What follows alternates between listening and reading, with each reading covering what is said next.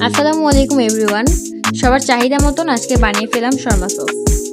সবাই জানতে চান কিভাবে এই সসটা বানাতে হয়, তাই আজকে নিয়ে আসলাম আপনাদের সামনে। প্রথমে আমি একটা ডিম নিয়েছি, 1 চামচ গুঁড়ো দুধ, 1 চামচ সরিষা বাটা, 1 চামচ চিনি, পরিমাণ মতো লবণ, 1 কোয়া রসুন এবং সামান্য পরিমাণে ভিনেগার অ্যাড করে আমি এটাকে ব্লেন্ড করে নিব।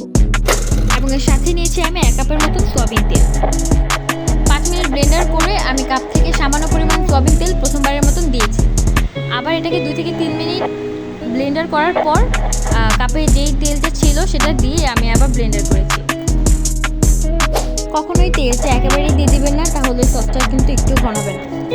আমি যেরকম ভিডিওতে প্রসেসটা দেখিয়ে দিয়েছি, কিছুক্ষণ পর পর তেলটা দিয়ে নিতে হবে, তাহলে যেরকম দেখতে পাচ্ছেন এরকম ঘনত্ব এসে আপনার সসটাও পৌঁছবে।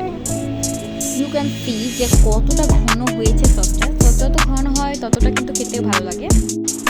আমাদের নেক্সট ভিডিওগুলো পেতে কিন্তু অবশ্যই আমাদের ফেসবুক পেজে লাইক দিবেন, ইউটিউব চ্যানেলে সাবস্ক্রাইব করবেন এবং বেশি বেশি ভিডিওগুলো শেয়ার দিবেন। ধন্যবাদ সবাইকে।